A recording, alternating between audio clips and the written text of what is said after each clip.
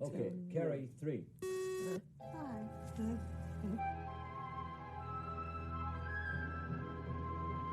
They love you. You know. This is Princess Leia Organa. You're listening to Planet Leia. Permission is granted to land on Planet Leia. Brought to you by Fanthatrax. Here is your host, Clair Henry. Hi everybody and welcome to episode 3 of Planet Leia. Slightly delayed from last month due to a terrible laptop that happened to have a big crack in it and I'm not quite sure why. Well, I do, but I'm just not telling anybody here. Let's start off with our introductions. We've got a full team tonight or this afternoon depending on where you are. So let me introduce myself. I'm Clair Henry and I'm from England. And I live not too far away from Leamington Spa. Hey guys, Megan Cullinan here from the U.S. in the state of Illinois. Patty Hammond from the Everyday Fangirl from Michigan, which is in the U.S. also, and not very far from Illinois. And I'm Christy Morris, and I'm also in the United States in the state of Georgia. Bright Suns from Buffalo, New York. This is Becca Benjamin over in the United States. And this is Johanna from Sweden. In Falun, to be exact, around 2.5 hours from Stockholm. And yeah, we're back on the other side of the Atlantic. Brilliant. So now we've gone there and back again. We're going to catch up on a few things that have happened over the last couple of months since we've last been on air. 3 of us have been to some Comic Cons. Johanna, which one have you just been at? I've been at Stockholm Comic Con in Sweden, so not a lot of Star Wars content, basically the Nordic Legions, which is the major costuming clubs, had a booth, and we also had some panels. So. And Christy, where were you? I was at Dragon Con in Atlanta, Georgia, and it's a 5-day convention the first weekend of September that includes panels on Star Wars, gaming, sci-fi, fantasy, cosplay, and my husband and I were on some panels for Star Wars, actually. Which we're going to hear about later on in the show. Yeah. I was at CovCon, which is a very small but lovely boutique Comic Con just about 50 metres from my house. Triple Force Friday. I'm going to say Triple Farce Friday from my point of view. I'm pretty disappointed, but there are a couple of things in it that have been quite nice. Patty, you said that what's... The Funko Pops. Yeah. So I'll be adding a few Funko Pops to my collection. Which ones in particular? Well, the new droid, I don't remember his name. Dio? Of course, I got it. Yeah, that's it. And then the new BB-8, of course, because I've got to add to my BB-8 collection. There's maybe a few others, like the Lando looks really cool. That might go get the young Lando and old Lando together. That would be pretty cute. Anybody else like the Funkos? I do. Oh, God. What ones are you going to add to your collection? So I started this Women of Star Wars Funko collection. Oh. So I'm super excited because there's a Cara Dune from The Mandalorian. There's a new Rey. There's a Janna, Zori Bliss. I think Billy Lord's character has a Funko coming. Yes. And I'm probably missing someone, but I'm really, really excited to get those. And those are really the only thing I collect. So I'm excited. Anybody else? Speaking of the Funko, there's a new video out that the Star Wars UK had, and it's Lando and Rey and BB-8 and on the Falcon. Oh, it's very funny. Oh, that was cute. Yeah, and they released that on StarWars.com about a couple of hours after, so I think it's like a worldwide video now. But I'm trying to work out, is it like a spoilers? Because of where they're at, where they're coming in. You know the way sometimes they do it and they haven't really realised, we've just given the game away. So I'm going to sit and watch that again. Anybody else want anything from the Triple Force Friday stuff? I would say the stuff I'm the most excited about is really more like the stuff from BioWorld. Yeah. It seemed like this time there was a lot of stuff for people interested in the retro style packaging, but not as much if you're not collecting action figures. Yeah. I think I'm also I really like the BioWorld, the Rey theme, because it wasn't so obviously Rey. It was just like a nice cream backpack and wallet. So yeah. I'm really tempted about the wallet because I need a new wallet. So And it's got that gold rebel symbol on it. Oh, so I bought the Rebel purse when I was in Celebration. It's lovely. And I have the Rey. It's like a little tiny purse with a gold thing on it. And I wear that everywhere. And I lent it to my mum, and she didn't realise that it was Star Wars until halfway through the day. So she was just like, right, okay, well done, Claire. That's a tick in the box. those are my favorite stuff. Like when every Star Wars fan knows it, but other people just think like, yeah, Exactly. it looks good. I agree. Yeah. I agree. Yep. Books. Have they not announced any books then, Becca? I didn't see anything No, I didn't. on the books, and I'm actually kind of disappointed. But you know what? I think a lot of the early releases that they're doing, which is going to kind of overlap because this coming weekend is New York City Comic Con, and there's going to be a lot of early released books there. I do know for a fact the Galaxy's Edge one on the menus, on the recipes, that's going to be there. You can get that signed. There's also the pop-up, which I know I'm like way past adult age. I'm like crossing over into middle age, which is so scary. But I really want this pop-up book for some reason. It's absolutely stunning. Because I did get to play at Celebration Chicago with the Harry Potter one. I couldn't get enough of that. That was just gorgeous. And it's Insight Editions. It's the same company that did the Harry Potter one. So I'm looking forward to that. So yeah, there will be quite a few early releases on the books next weekend if you happen to be in New York City. There's also the Creatures Great and Small, illustrated by Katie Cook, who actually doesn't live too far from me. Oh. Are you referring to this one? Yes, I am. I received that yesterday. Yes, it's very, very cute.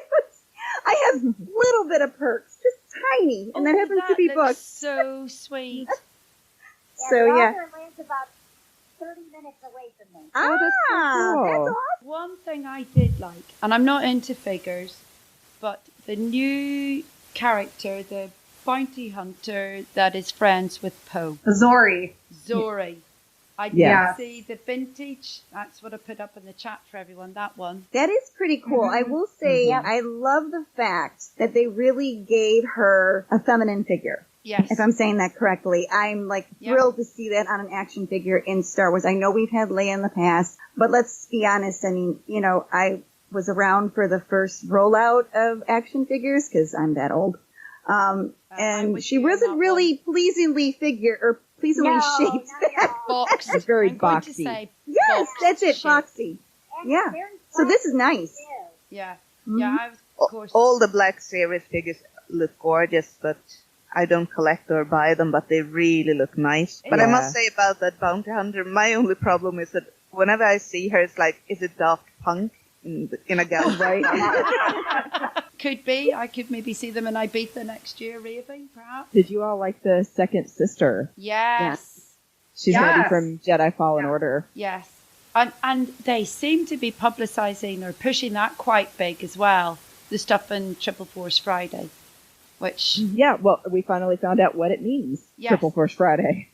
well, exactly. You were thinking, which one was it? Hey, I'm Matthew Reinhardt. Hi, I'm Kevin Wilson. And we're on Fantha Tracks. Quite a lot of art has been released, official poster art. I'm going to try and describe it, obviously for people, but I'm going to show you guys it. That one that I put in the chat. So it seems like the poster for the film that might be out in the cinemas and things like that.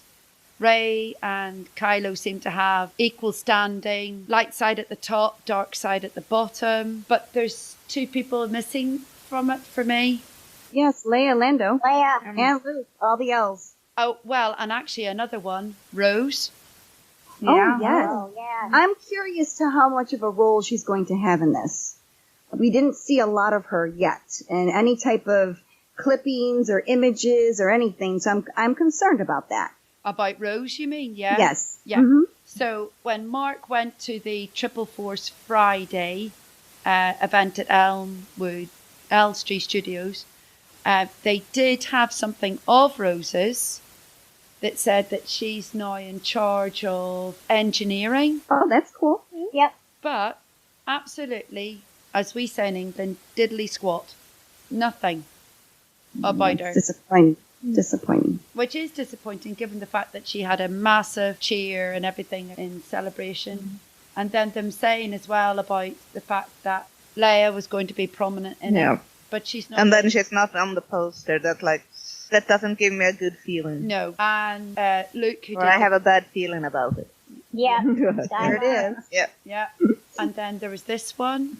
It's like the two-sided light and dark side. Okay, they're fabulous. The artwork is stunning. I love the color palette. That's where I tend to go to. Mm-hmm. Yeah. Very nice warm neutrals and earth tones going on. And it looks absolutely beautiful. But again, Hux, I think, is another one that's missing. Mm-hmm. Whether he gets killed off or not at the start, I don't know. But Also, I don't see anything with Richard Grant's character as well. No. Oh, that's true. Oh, yeah. Are these going to be and like... no Palpatine either. No. Well, I bet that's definitely intentional, though. I think we'll get a shot of that in the trailer. I really do. It's intentional. I think they want it to be the big reveal in the actual movie and not give too much away beforehand. Wait a minute. Yeah, but they have given away Palpatine. It's like people are excited about him. Well, I did see a tweet. Somebody asked the artist of that particular poster, like, where's Rose, etc., and he said that he didn't have a reference, like any reference material to go on, so that like she may be added later because he didn't have anything. So it's potentially that they didn't maybe have. He didn't have anything to go on, so you couldn't put those certain characters in there. The other thing I noticed was C-3PO, killer C-3PO.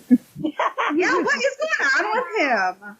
Dark side 3PO. Carrying what looks like Rey's staff, Chewie's bowcaster. I like his new look. I think like at some point they're all like, okay, C-3PO, you're just gonna like hang on to all our stuff and just stand there and just like wait for us because you're in the way.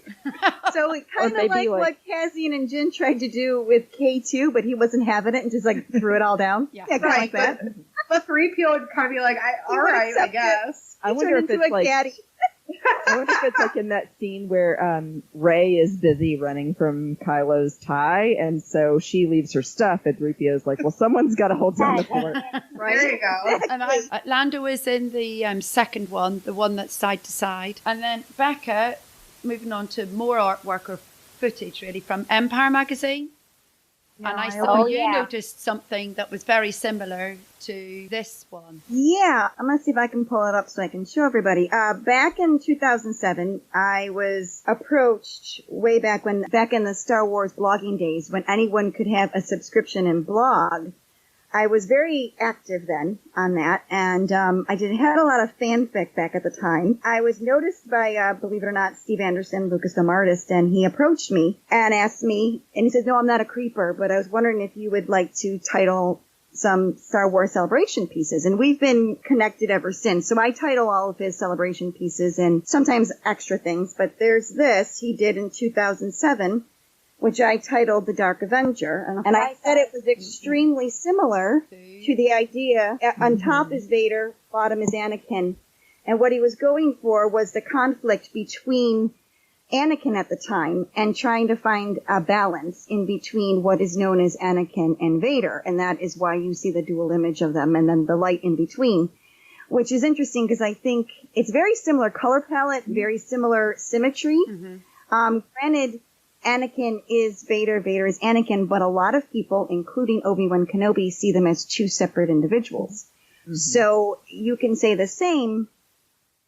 When I see this, I see, going really in depth here, but I see the son and the daughter, and I don't see them as being related biologically, but being related by the Force. It chose them. They're the son and the daughter. One's light, one's dark, and there's gotta be somebody that keeps their balance. And at that time on Mortis, it was the father, which brings us to what's going on. We have Palpatine now in the mix, and you can't have Palpatine without Anakin. It just would make sense that he would take his rightful mantle and become the father to maintain the balance in between what is the light and the dark.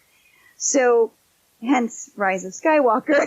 So when I see that, yes, this whole thing plays out. Well, I don't think you're far off it. I don't think you're far off it because Empire released their first online article. Okay, yes. And it says in that, I've scrolled through it really quickly because things are just coming like super fast now. You can't actually keep up with it all. No. But the article said something along the lines of, we will be looking at their complicated relationship. And the son and the daughter was very connected. They were complicated and they were desperate. Yeah. It's the same 3 words. I mean, they loved each other, but at the same time, it was so hard for them to exist. They couldn't exist without the balance, which was their father. Yeah. So that's why the father who knew at the time, if anyone's into, the Clone Wars, like who's not, right? Because it's coming back. We're going years back, but he was dying. He knew he needed someone to maintain that balance, and he claimed it was Anakin. That was Anakin's rightful place, not as a Jedi, not as Darth Vader. It was to retain balance in the Force. And then that leads on to the 2 other images, which is that one. Beautiful. And that one, which for those at home who are listening, it's a separate shot on each of the covers. I'm sure if you buy the magazine, it'll separate out and it'll be the both of them, right, like dueling, if that makes sense. Yes. A similar sort of imagery to what it was like when they were in the forest in The Force Awakens. Yes. Yeah. No, It reminds me of that. Yes, it does. And we should give credit to the artist who was Paul Shipper, I believe. Mm-hmm. Yep. And they were absolutely, they're lovely. And I think then, of course, then they released this image, which is the Knights of Ren.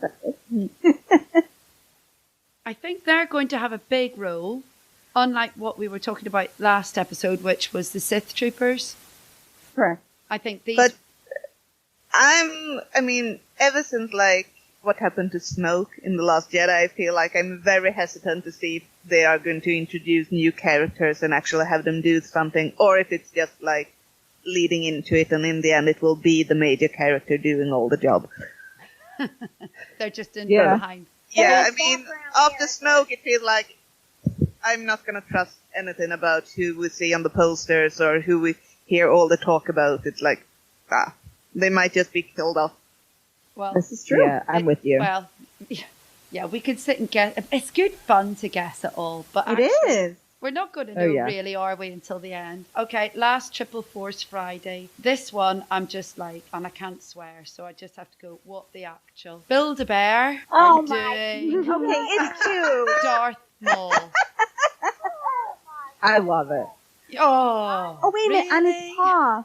That means he actually talks, yes? Because there's a little thing you press? Well, or is that actual... He'll smell of chocolate if you want him to.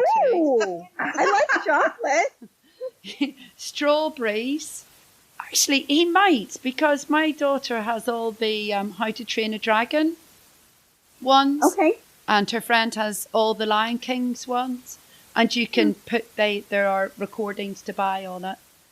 But, what I put on it if I was going to get that would be from the Lego Star Wars where he says, "I'm awesome." And he goes, his little sock. I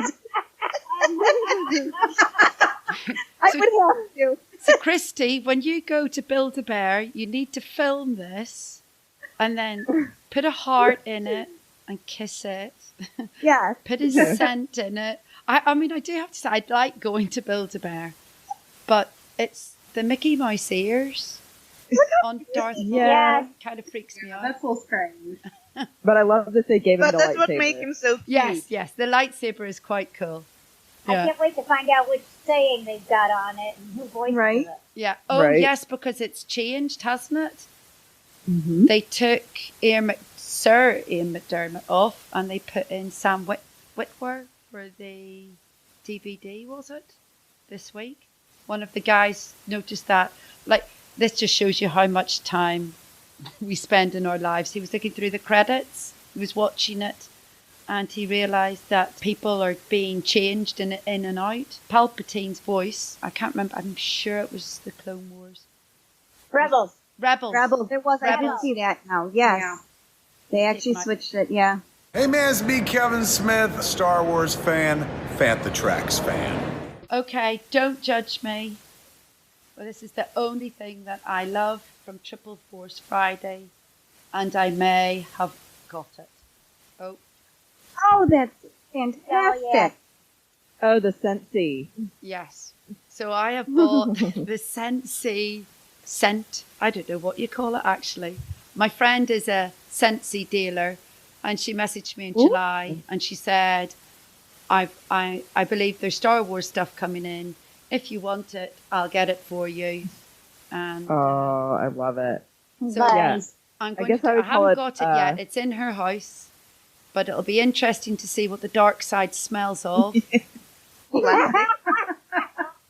I have a spray of Vader's breath that Jay Krebs got for me. Oh my god! And I did post it. It's an actual spray. It's got Darth Vader on the bottle. It says Vader's breath. It actually smells really good.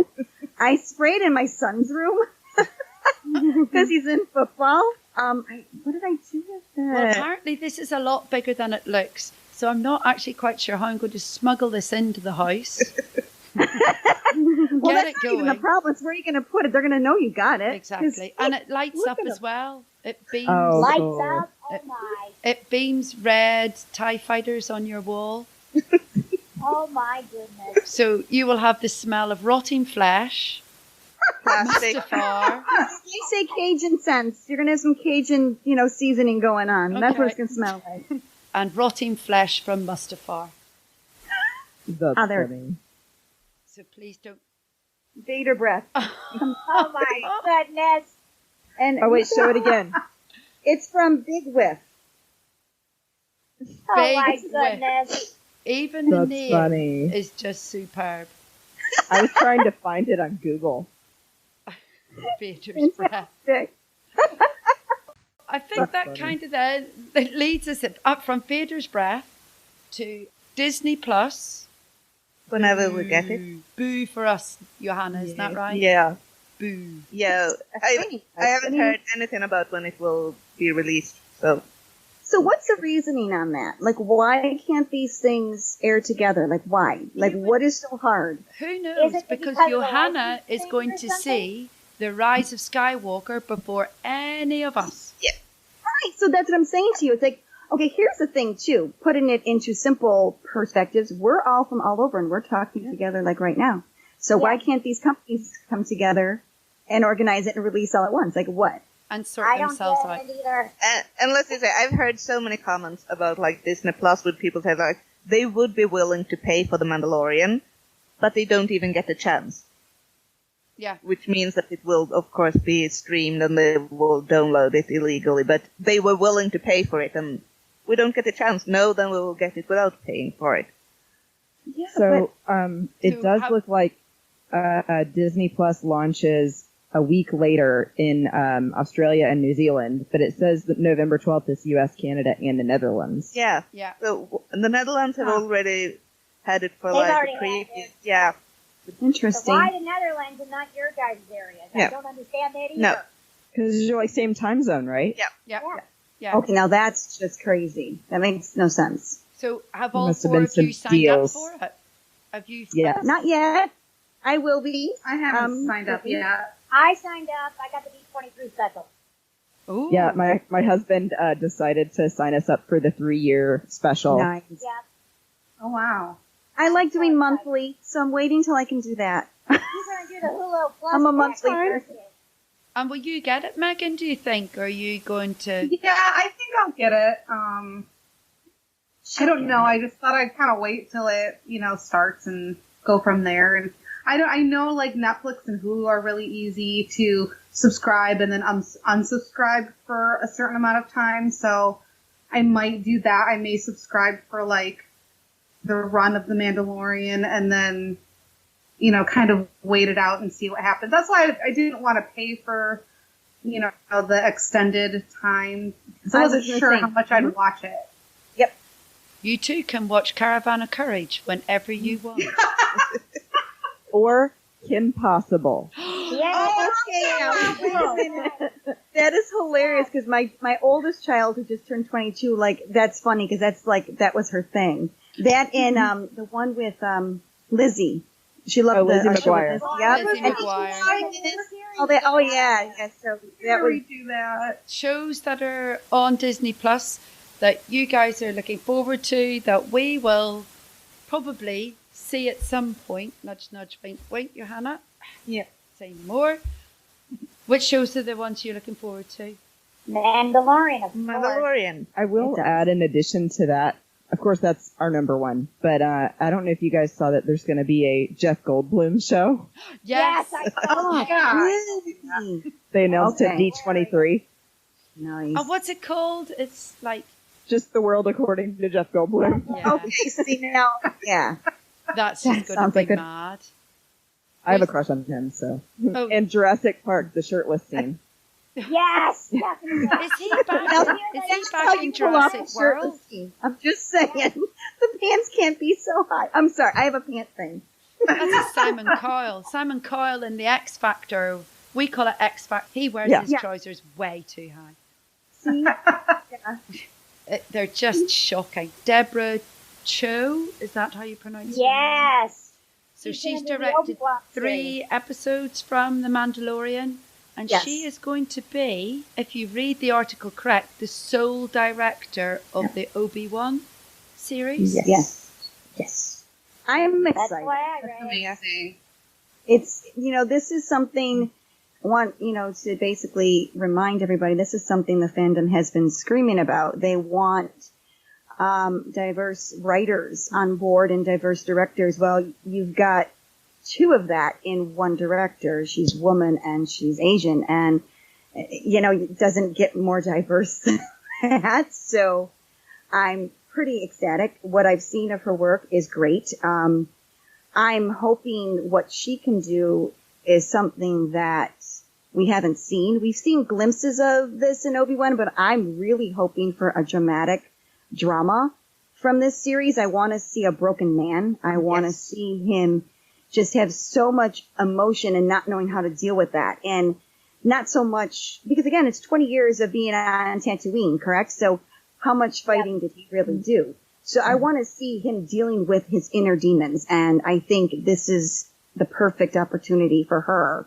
to bring that through. So That's what I totally agree, because I've been so torn about the whole, I love Ewan McGregor as Obi-Wan, I'm like, yay, it's here, and then it's like, but he should be sitting in his hut on Tatooine, he shouldn't do that much, this shouldn't be like a big action adventure, but if we can make it really good, I'm so looking forward to it. And I think it's great that they have a female director as well, since you can't get away from a lot of the Obi-Wan fan base is female. And I love that it's someone who is legitimate. Like, she's won several awards. She's done things like, apparently a Beauty and the Beast TV show. And Mr. Robot is really well known, especially in the US. So Directing. I don't remember the name, but there was someone who had been in with Rogue One, who was also a co-producer or assistant producer or something, which also speaks well, since Rogue One was such a great film for that time period. So Then does Resistance start on Disney Plus then? No, it's next week, I think. yes, next week. Oh, okay. So that's next July for us. No spoilers. That's quite a nice little program just to sit and watch, and not it's not as deep as, say, the Clone Wars were. Oh, no. Or the sort of links that Rebels did or anything like that. It wasn't. And I wonder if it just didn't do as well as they thought it was going to, and that's why they decided to stop. And I think so. And that's sad. My guess is it's not because of that. I think it's because they want to go into Rise of Skywalker. I think it's because of the short time frame between when they jumped and when Rise of Skywalker happened. So you think they'll come back and do more later? Maybe as a like a special or something like that after Rise of Skywalker. My guess is they might do more with those characters after that. Maybe a comic or a book or something like that. Yeah, because the characters aren't bad, It No. just felt to me like they mislead you before the first season started to thinking this was going to be very much more about Resistance really doing a lot of groundwork and being more of that characteristic rebel and more piloting of the planes than there ended up being. Yeah. I agree. It wasn't really publicised over here anyway. In England, it was part of Sky, which is a pay-per-view channel, and it was on Sky, Disney Channel, and Disney XD, so you had to pay extra on top of that. So it didn't come as part of a one-off package, and it didn't really, I mean, this is probably going a little bit left field again, but the Disney stores over here, particularly in England, are so poor with Star Wars stuff. I don't know what it's like in America or where it's like with you, Johanna, but it's... Well, we only have one Disney store in the whole country, and it's not good at all. They have like one shelf, or a bit more maybe, but it's also a very boring store because it's so geared to all little kids. Yeah. It's not like the full range of Disney product. It's like, come here, buy your princess stuff. Yeah. No, it didn't used to be like that. Well, certainly in England it didn't. It used to have when they bought Star Wars, there was a massive wall of the stuff, of all sorts of different things.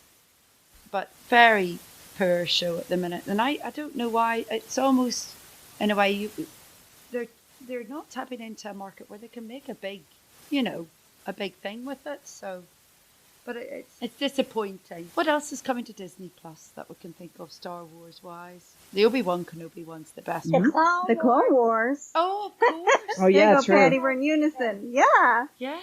And I'm excited about that. Have they set a release date for that? Isn't it February? February. Yeah, February at least here. And that's when it'll start. That's when it should be starting in England. They say first quarter, so that's any time between January and April. And then there's going to be the Cassian Andor series as well. And that's that's filming here in England. Yeah, part of it. I'm on the wrong side of the pond. Everything exciting happens up there. Well, sometimes we just manage to get things. You guys have got Galaxy's Edge. That's all I need to say. Yeah. So when is everyone going? That's No. I'm on February. I'm guessing for celebration. I mean, when you go over there, that will be like everyone else is like, will try to sneak in the day of celebration. I might not be going to celebration. Don't say that. No! Don't you dare say that. Sophie starts secondary school, which is high school, and guess when they start? August. No. Yeah, that week. Which was my biggest fear for a lot of people. It's such a weird time. Yeah. So we haven't got the final. We haven't got the final start. But you have to wait. So we have to wait and see. I have my hotels booked, but I can't book the flights until you know for sure. Until I know for sure. It's so I'll sad. tell I you. feel sorry for educators, as well, because that falls right into that time frame. You guys will have already started school in America, don't you? You start sort of mid-August. Usually, Yeah. So imagine her first week at high school. Sorry, we didn't manage to go to school because Mum took me to Los Angeles. Well, she might be okay with that. Oh, I think she might be. I'd be okay with that. Yeah, I'll be your daughter. But we'll then get slapped a fine for it as well. That's the other problem. No, that's true too. Yeah, no. Yes, Christy, you get fined if you take your child on holiday. Oh my God. Yeah. So they got to go around when they're on a vacation or on a holiday time. Then they can. I follow. I'm going to try to go in April to Florida because they have the Star Wars Marathon weekend. Oh, yes, they do. Yeah. I went in 2018 and it was a lot of fun. And so I'm going to cross my fingers that I'll make it in April. But did you stay on park when you did the run? Yeah, we stayed in one of the hotels there. There were buses leaving at like 2:00 in the morning. Oh my gosh, it was so early. I think our bus left at like 4 a.m. Oh, that's much. And then, I can't, I can do the 5K. I can't do anything more than that. So I'm like, I'm going to do the 5K, And then I was starting to read about times and everything. And even you get on the bus at 4 a.m. and then it's, the drive is not that long, but then you get to where we ran in Epcot. So we got to Epcot and then we had to register, and then we had another hour to wait because, I'm a slow runner. I'm not one of the people that are in the first wave. So we waited 45 minutes just to go. Oh my word. And so by the time we were starting, people had finished, and then, yeah. And then you're going through the park, and then you have these photo ops, which was so much fun. That was so much fun. And then so by the time you're done, I don't even know, it was very dark out too. I think we ended when the sun was finally up, but you're running through the sunrise, and wow, it was crazy. That's kind of nice. It might make me actually take up running. And they say when you sign up, you have to pay for it. You have to be at a 16-minute mile, but I don't think they can really they can't really enforce that. Stopping. Yeah, they can't enforce it. You're stopping to take pictures and right. Just this 16-minute mile. I don't do all the chance. Well, and our joke, because I've done a few half marathons, only 2, but in Georgia, our 2 joke more has than been me. they have sweepers at some of the races. So at least if you're last, someone picks you up in a van. Oh, that's nice. You can see a land speeder coming along from Galaxy's Edge, scooping up everybody. Or a sand crawler, sucking you all up into it. Sorry. Ooh, TD. There's another gone. We'll move on to Christy. Tell us about Dragon Con. Sure. So actually a little bit of background. I've been going to Dragon Con since I was probably 13 years old because my uncle works it every year as a volunteer. He does the IT stuff for it. But it has probably 80,000 people that come every year, and they do a lot of Star Wars panels. Not a huge number of Star Wars celebrities that come, but this year we did get to see Jonas. Yay! What's his name? Dave Chapman and Brian Herring, who puppeteer BB-8. So my friend Riley Blanton, who does the Star Wars Report, I don't know if y'all have seen him. Yeah, so he got to do a panel interviewing Brian Herring and Jonas. And then my husband Michael and I were panelists for a solo appreciation panel, which was great. And then also on one about the Mandalorian speculation. So what did you speculate? So I really talked a lot about what I'm hoping for Gina Carano's character. And just that I think there's got to be some reason that they pulled an MMA fighter to do this role. Yeah. I think she's going to be the muscle. Oh, yeah. Every club has a bouncer. I think she's the bouncer of the group. That makes sense. And then, of course, my highlight was that I got to interview Dr. Annalise Ophelian. Very cool. Yay. Looking for Leia. Yeah. She did a panel about her new series that's coming out, Looking for Leia. For those who don't know about Looking for Leia, it originally started off to be a film. Yep. And she started filming it Orlando. Celebration Orlando. Got a lot of footage there. Sandra and Trisha Barr from Fangirls Going Rogue. Marie. Big shout out to those guys. They've been a big supporter of here. They were interviewed. There was a droid builder interviewed. A friend of mine from Skywalking Through Neverland, she's interviewed. Got so much footage. They then had a Seed and Spark, I think you call it in America, fundraiser. Secured the funds then to turn it into a 6-episode series. Christy, I'll hand it over to you because you know a bit more about it than me. Yes. So she was saying at her pre-screening at Dragon Con at fall of this year. So anytime now. I asked her in the interview specifically when or how it was going to be released, and she said, I can't divulge that yet. No. So why doesn't everybody sit back, relax, and listen to Christy talking to Dr. Annalise Ophelian about her series, Looking for Leia, which is coming out in the fall/autumn, depending on which side of the Atlantic you're on.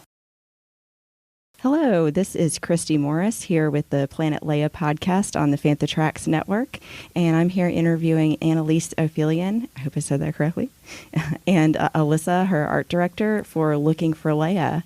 And so I wanted to start it off by just asking a little bit about you both and how you got into Star Wars.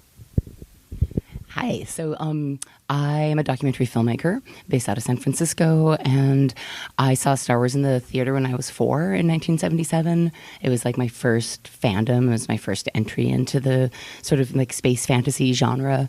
And so I think like so many Star Wars fans, right, we can have that story of like it's just always been there. It's always been a part of my life.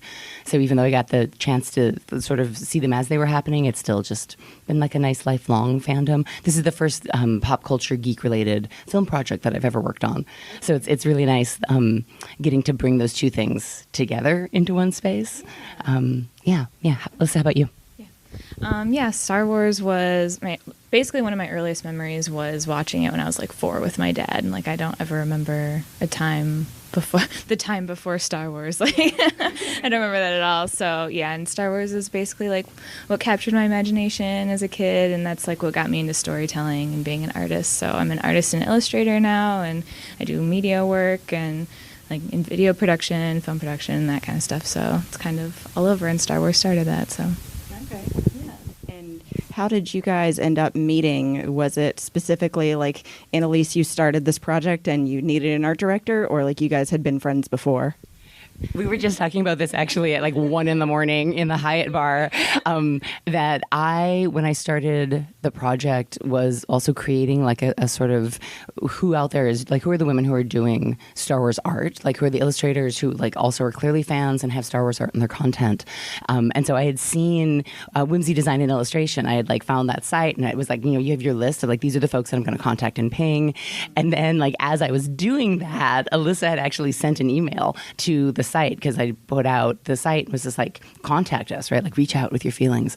And so it was great because she wrote, and I like immediately wrote back and was like, yes, that is fantastic. You are actually exactly what I've been looking for. But we didn't realize that we had each like been on each other's radar. Because in my mind, I was just sort of like, oh, that's good. You're getting back to me. Not like you're contacting me for the first time. Yeah, I had actually read about it on the Mary Sue. Just was like scrolling through. I saw they had a thing about it, and I was like, well, what is this? This project sounds amazing, and it's everything that I'm super passionate about. So yeah, I just saw your contact form, and it was like just like cold email, but apparently not, because apparently you knew me, so which is insane. So yeah. That's so funny that you both were on each other's wish list. That's crazy. Well, tell me a little bit about Looking for Leia, how you decided to start making it, if it was just you that created it, or if you had a group of people. Yeah, so Looking for Leia is a 7-part docuseries about women and also non-binary fans of Star Wars, and the sort of unique and generative ways that we create our fandom. So it's about like expressions of fandom and the ways that loving a story can inspire fans to create something that goes even beyond the source material. And so I started filming in 2017, but the idea really came around 2015 when I went to my first celebration. And actually, my very first celebration, I was flying down from San Francisco and met like the first woman I ever had grown-up conversations about Star Wars with Linda Raj, who's written for Fangirl Blog and for StarWars.com. And we ended up like sharing a cab to the convention center, and then just like reconnecting in the bar at various times, and just having this moment of like, wait, there's other adult women. She was a doctor. I was like, these are other professional women who are interested in this thing that I have always just figured I was doing in isolation. And that's what planted the seed, was this idea of like, oh, there's actually quite a lot out there. And I was in post-production on another feature at the time, and was like then touring that. And then the 2016 elections started happening. And there was a sense of like, I'm going to have to find a project that brings a lot of joy to me if I'm also going to be tucking in and doing the work we're all going to need to be doing in the next few years. And so the Star Wars fangirl thing, because you sit around and you're like, drinking, and you're like, what would be the most amazing thing to work on? Like if I weren't just like knee deep in like vicarious traumatization and like the important stories that are also incredibly hard to tell, what would like the most delightful, ridiculous project be? And then it was just like, oh yeah, no, we'll just be doing geek projects. Like let's make that happen. But then of course it's turned into like, women's geekdom is so not a shallow affair. I think there's stereotypes about fandom all over, and one of them is definitely that we're frivolous, or that we're not somehow connected.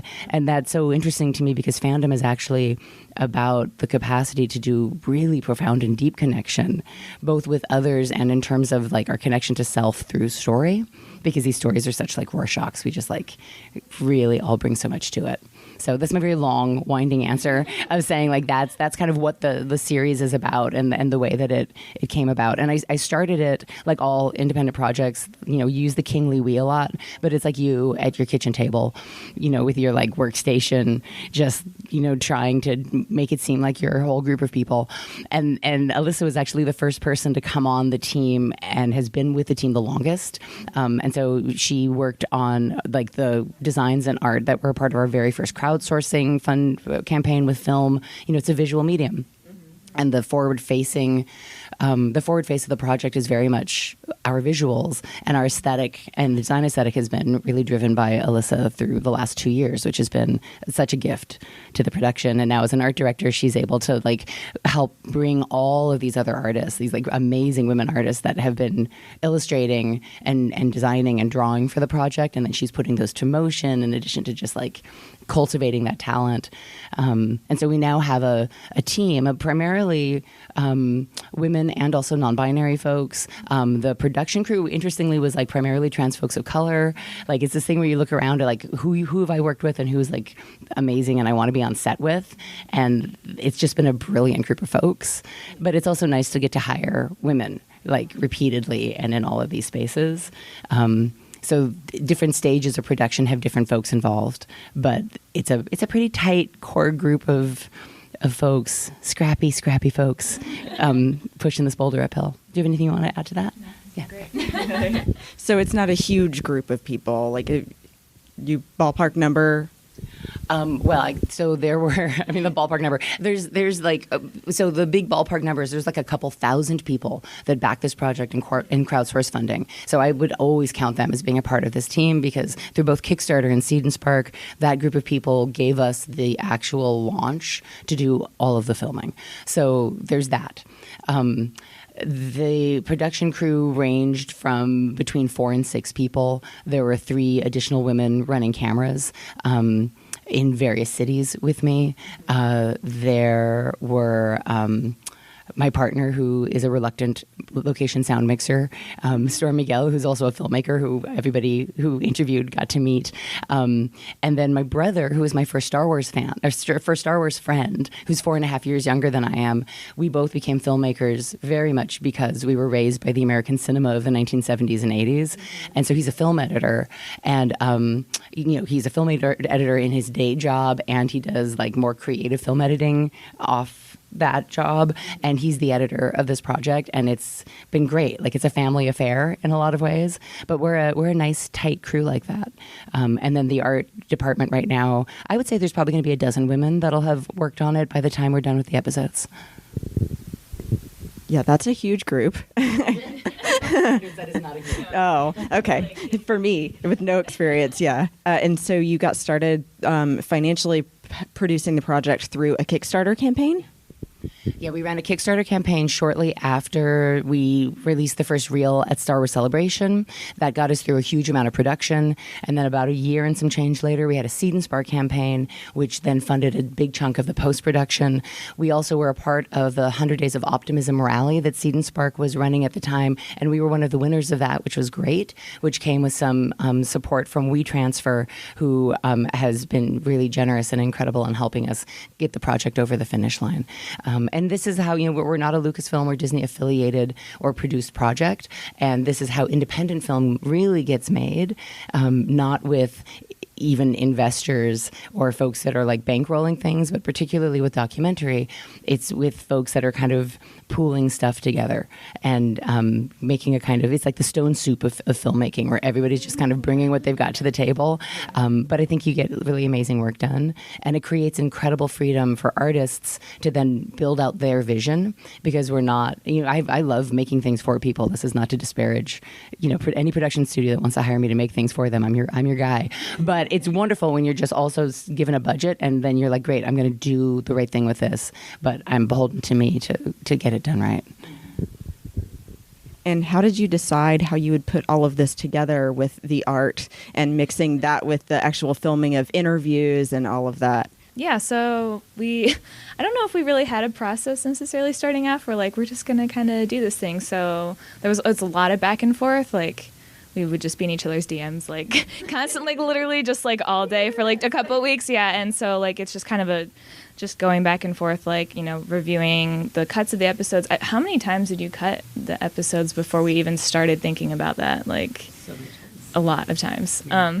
So by the time there was kind of a good cut to review, like, you know, we both would go through it and write down notes like, what if we did this? What if we did this? Like, you know, just spitballing things. And then you kind of just keep doing that back and forth for like weeks until, you know, things kind of start solidifying. And then, you know, once you've, you know, started like refining that and stuff, then you can kind of think of like, okay, well, here are all these artists that we have, you know, thought of, that we have in the back of our mind, like, oh, they'd be a really good fit to do this. And so it's kind of like, you know, then solidifying our vision and delivering that to them and having them send that back. So I mean, I think that question also is like, it speaks to why I like to say I've brought independent documentary production scheduling to a pop culture project, which is an awkward fit because pop culture moves really fast. And ideally, you come up with the idea. And like, you know, I came up with this idea shortly after The Force Awakens was released and before The Last Jedi was released. And it would have meant something different in the cultural zeitgeist if we'd released it in 2017 instead of releasing it in 2019. And so I'm just always aware of that. Like, ideally, you're actually doing these things on a very fast turnaround. But a part of that that space is because I did spend like 14, 15 months on the road. I ended up with over 100 interviews, like women actually saying things on camera. And then like maybe half that again, maybe that same amount of just like kind of B-roll, do a hero pose for me in slow motion in your like awesome cosplay or with your best friend.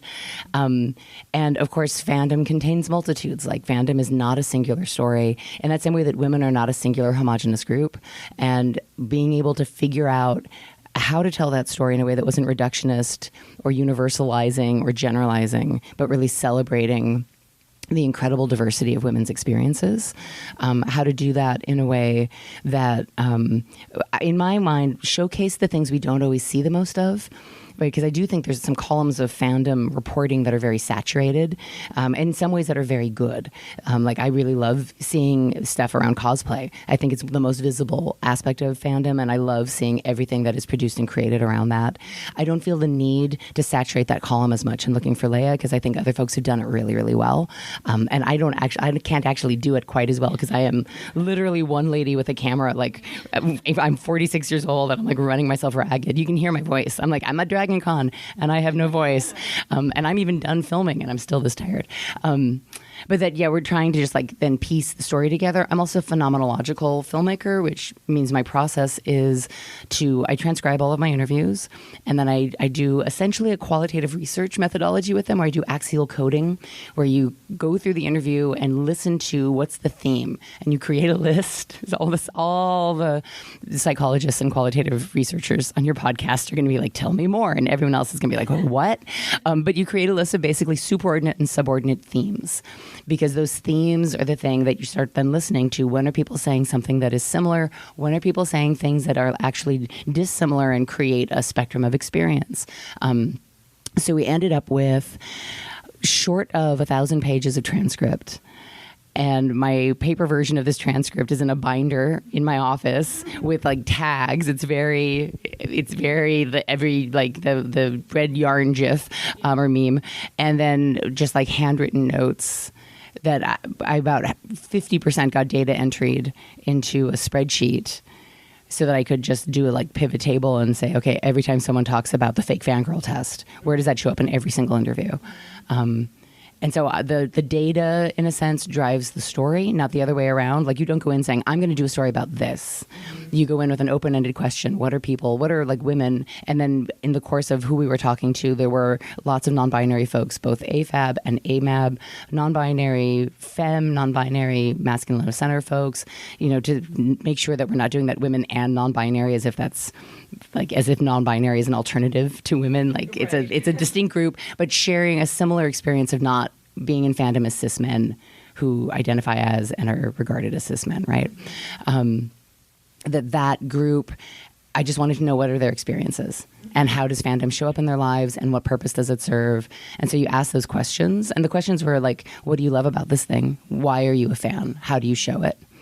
And then reporting back on that. And, the quality of question matters. And I know this from my own experience with media, because frequently the media questions I got pre-TLJ was, now that we have Rey, why are women suddenly Star Wars fans? Right. So every interview started with like a re-education. And then post-TLJ, every media inquiry started with, why are Star Wars fans so toxic?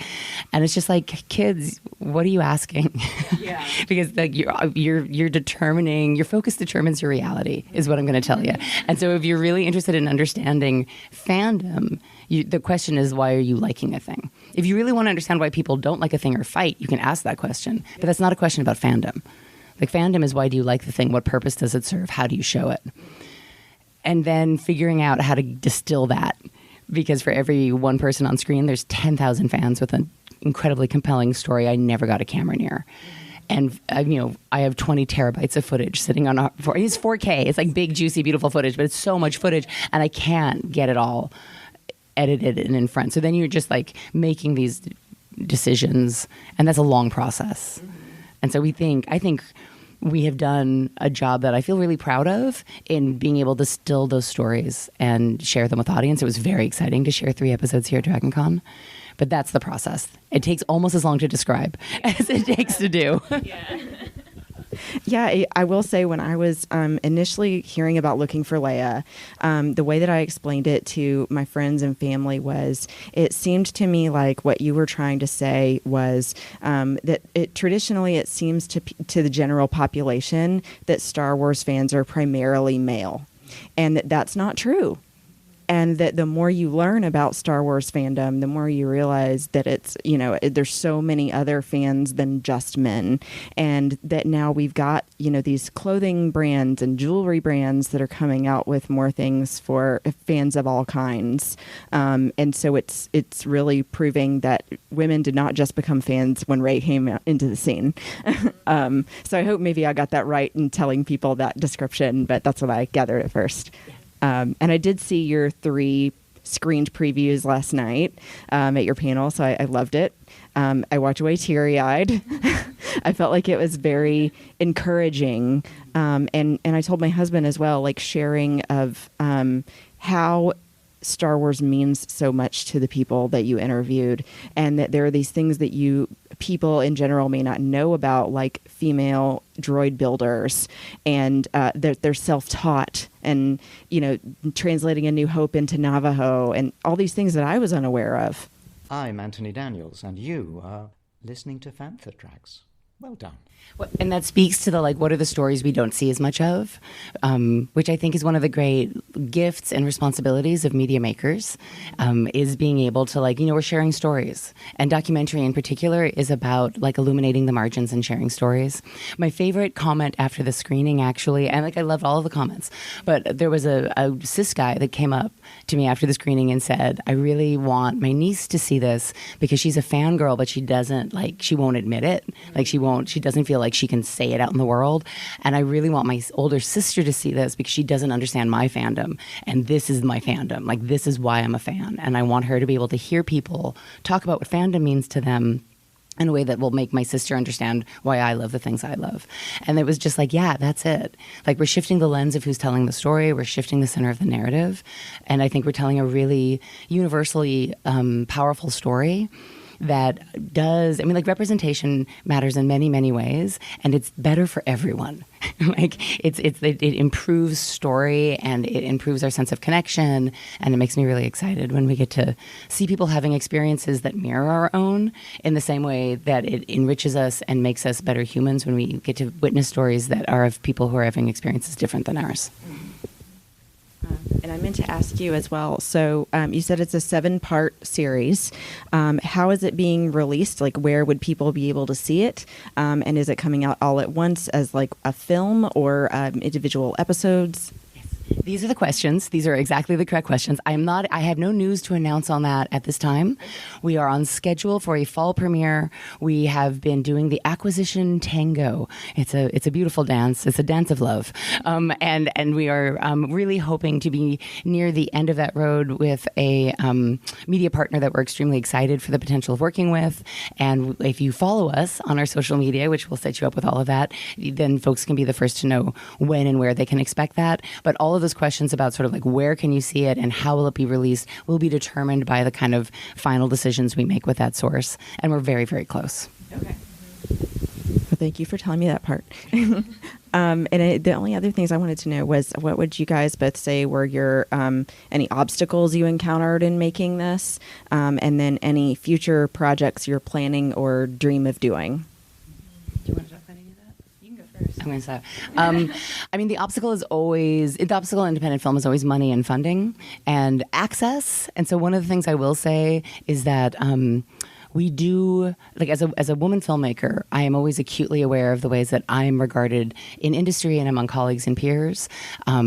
And I would love to just like fly the flag that when women filmmakers come to you looking for access or looking for resources, to like believe women filmmakers and hook them up with things and open doors. The number of male colleagues that I see that are invited into things that are kind of given immediate expertise status, that are considered to be professionals without like half the experience that I've got, and are given access to things, dwarfs what I ever feel like I'm able to access myself. I'm a film producer. I've been working in the industry for like over a decade. I am routinely regarded as a nice lady who does favors for people, rather than they're like, no, it's my job to see media projects get done. I'm going to connect people where I need to connect them. So to just like that, the biggest obstacle is the obstacle that happens in all women's filmmaking and all independent filmmaking, which is access to subject, access to resources, access to the means to make it happen. And there are some times when that worked beautifully. And often it was like guys in positions of like, I'm the person who can get you access to this location or to this group of folks who are some of the best and strongest allies to the project. And then there are times when you're just sort of like, I just need one of y'all to open this door for me, and everything else will work great. And it's just hard to get folks to regard you. So regard women filmmakers. We're actually making really good work. And then I'm currently I have two projects actually that are either about to premiere or are in pre-production right now. So I'm a producer and the DP on a film called The Whistle, which is a documentary about Latinx dyke culture in the Latinx dyke youth culture in Albuquerque, New Mexico in the 70s and 80s. It's a very specific story, and the secret codes that they use to find each other and build community. That film is premiering in Albuquerque on the 20th of September in partnership with Glisten and the city of Albuquerque, and we're really excited about that. And I'm in pre-production on a documentary about Sean Dorsey dance. Sean Dorsey is a modern dance choreographer, and he is a groundbreaking choreographer in modern dance for being, he just did a photo shoot for Dance Magazine. He's going to be the first transgender choreographer to ever be featured on the cover of that magazine. And he does these beautiful pieces that are on like oral history and like interrogating queer and trans masculinities, and his work is just stunning. So we're doing a 3-year project following him in the making of his newest piece. And so I'm going to be spending the next 3 years learning as much about modern dance as I have just learned about Star Wars. My dream projects, though, I think are also very much about getting to stay in geek culture.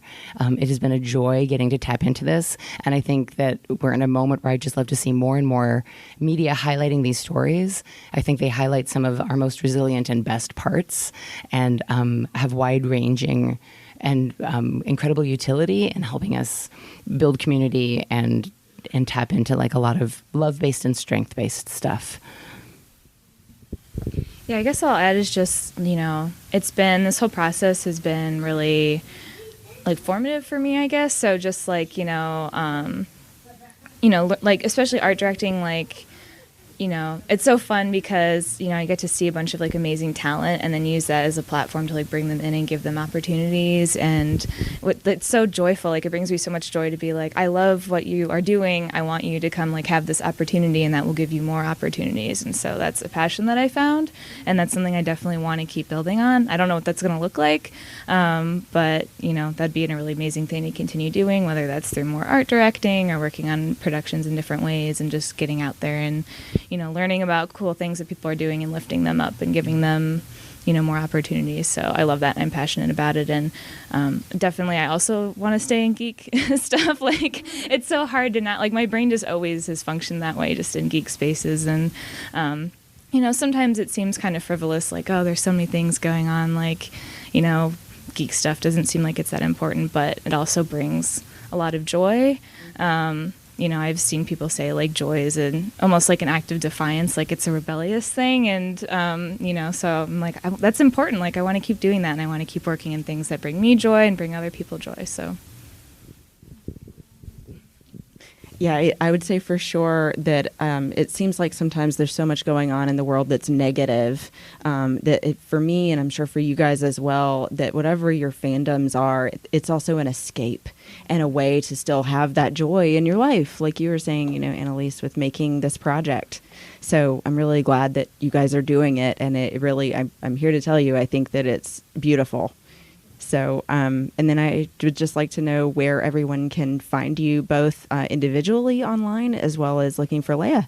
So why don't you start with where everyone can find your art and Whimsy Design? Yeah. So my website is whimsydesign&illustration.com. You can find me on Instagram at Miss MISS.LYS, Miss Liss.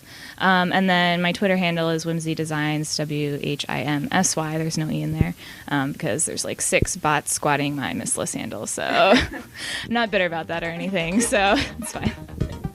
And people can find Looking for Leia at Looking for Leia on both Twitter and Facebook. We're at Looking for Leia series on Instagram because high squatting. And you can find me through the Twitter as well, but it's Dr.Dr_Ophelian, Ophelian. So go to at lookingforleia.com and just follow that link to me there. We deeply, deeply love everyone we connect with on social media. So please follow us so that we can follow you back. And also you can get all the news about what's happening in the future. And question just for me is, do you need donors or any kind of additional support for Looking for Leia or for future projects, and how would people do that? At this point, if folks would like to help us get through the last, at this point it's 6 weeks of post-production, which is the most, anyone will tell you it's the most expensive part of any film.